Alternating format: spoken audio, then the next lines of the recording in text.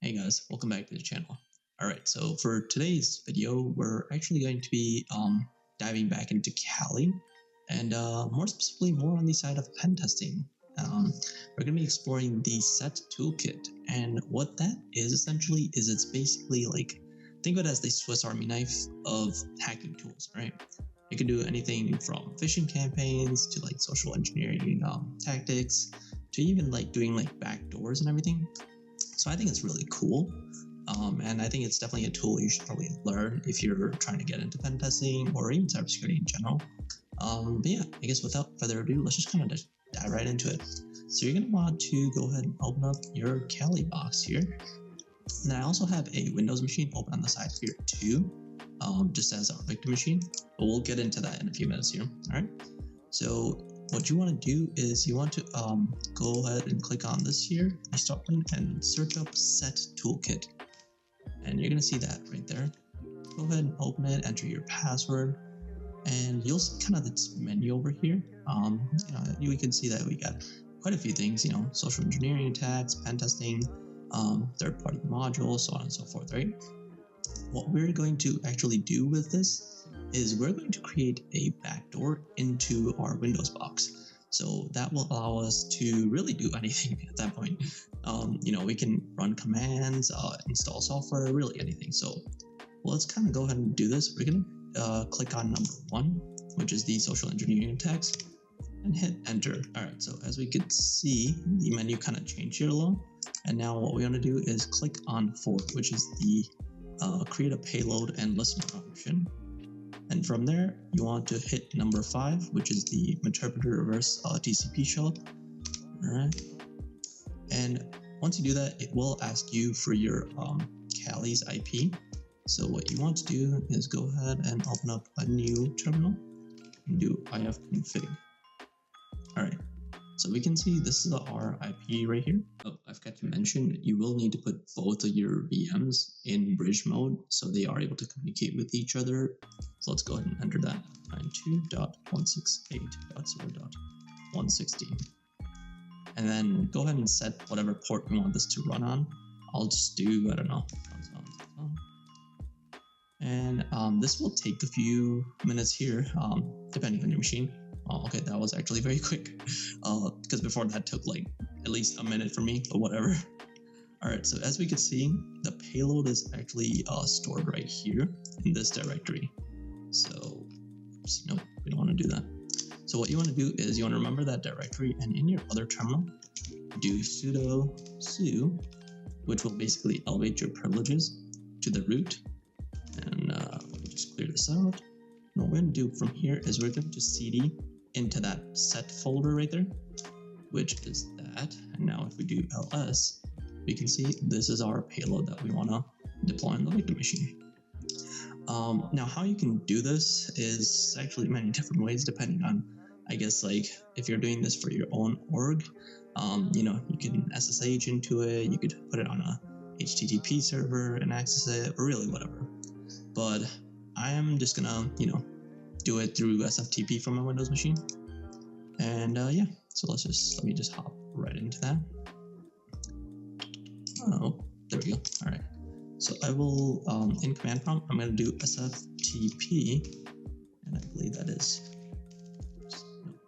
root at, and that's going to be my IP, 192.168.0.160. I'm just going to enter my password there, which now I am connected to my Kali machine, which is pretty cool, I guess. But now from here, what I will do is I will cd into root and then .set. And now if we do ls, we see that we have the payload right here. Now I'm just going to download this using another command. Let me just make sure I got it here. I believe, okay, I don't, but I believe it is mget and then a asterisk. Yes, okay, it is. All right, so yeah, as we can see, the payload just got installed. Well, the entire directory did actually, but we just need the payload, right? Now for this, I do want you to, if you're doing this on a test machine, go ahead and disable Windows Defender because we will need to do that. the Defender. All right, so once you got Defender open, go ahead and go to Virus and Threat Protection. Just click into it. There you go. Sorry, my Windows machine is a bit slow. And then you want to click on Manage Settings. And let's just disable real-time protection. As we can see, right there, it's turned off. And go and close out of it. Now let me just make sure it's not already deleted. But where this is going to be stored is actually, you want to go to the C drive here. And then you want to go to Users. And for me, that's the admin user. And yeah, right there actually. So you can put this on the desktop or just run it directly from here. It doesn't matter, right? But as you can see, we just ran it right now. Now I didn't really do anything, right? Because that's the goal of this, is to make it very inconceivable to the user, right? But, oh, sorry, I actually forgot to enable this. So over here, yeah, you want to do yes, and then it will start the actual payload. My fault. All right, so we can go back here. Let's actually give that a second to start up.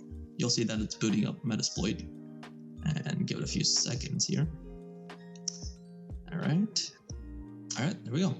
It is up and running. Okay, so now go back to the Windows machine, and then go ahead and run the payload again. Oops. And there we go. And now, again, inconceivable, but if we go back on our Kali machine, we can actually see that it just established the connection right here. Boom. So now, all right, now you're probably asking, okay, what can we do? Well, really anything. So let's kind of move on to the next step here. I'm just looking at my notes here. So what you want to do is, once that's established, do session-I and then session1, because that's the session right here, and click enter. Unknown command, what?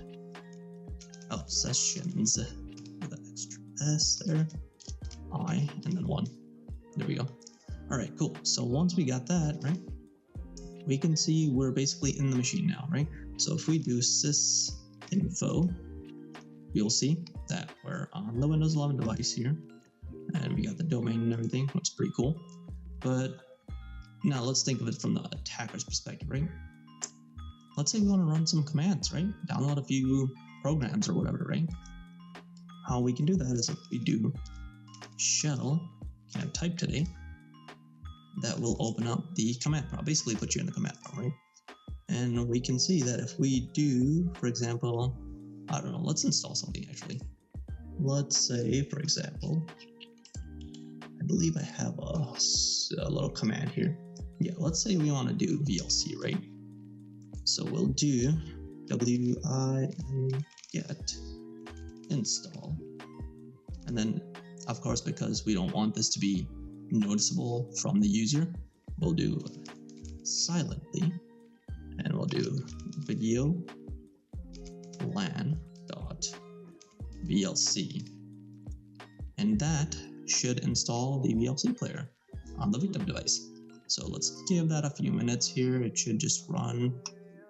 And if we actually go on the Windows device, we can, like, aside from these two open, like, I can even just close out of these, right? Let me do that. Sorry, I was only able to allocate like 7 gigs to this device, so it's kind of shitting bricks right now. But let's close out of this. Come on, anytime. There we go. And close out of this. Outside of this, there's nothing happening. But in a few minutes here, you will probably see the VLC icon pop up. So, and while that actually installs, I want to pull up another script here. I believe it is MS. There it is. Let me find my thing here. I'm gonna copy that. All right, let's go check up on her Kelly here. Oh wow, this is running for a minute. Oh, it just finished. Hold on, let's go back to our Windows. Come on. I'm really hoping VMware doesn't crash on me. But let's give it a second here to respond. Oh god, I think VMware might have. Oh my god, it did not. Okay, cool. Okay, so yeah, as we can see, it installed VLC player, which is really cool. And again, like this just kind of shows how dangerous something like this can be in like an actual production environment or something, right? And I will say that probably 99% of AVs will detect this and block it from happening, but there are certain cases where they will not, and that is where it can become very dangerous. But yeah, let's actually go back to our Kali machine here. Now, okay, we installed some malicious software, right? Whatever. And like typically with malicious software, they won't create like desktop shortcuts like you saw with, VLC. They'll basically be stored in like the temp folder or somewhere in the app data folder. Typically not visible to the user. But yeah. And then now let's just say whatever we want to kind of mess with this person that we're, controlling right now. Let's do start, and then I believe, is it? Yeah, start ms. I don't have Chrome on here, but you could do. So I'm going to use Edge, but you can do Chrome, Firefox, whatever browser you have, right? ms Edge, and we'll put in quotes. Let's just say we want to open up like a URL or something, right? Let's paste that in. Boom. Hit enter. Now if we go back here, it just opens up Edge, and there it is. Yeah, I mean, we gotta add, but whatever. We just rickrolled this person. But yeah, this is mainly just to demonstrate the capabilities of a backdoor. Again, don't do this to anyone, and like it doesn't matter if it's your friends or whatever. Deploying any type of malware on anyone's device without their consent is illegal. Is a federal crime.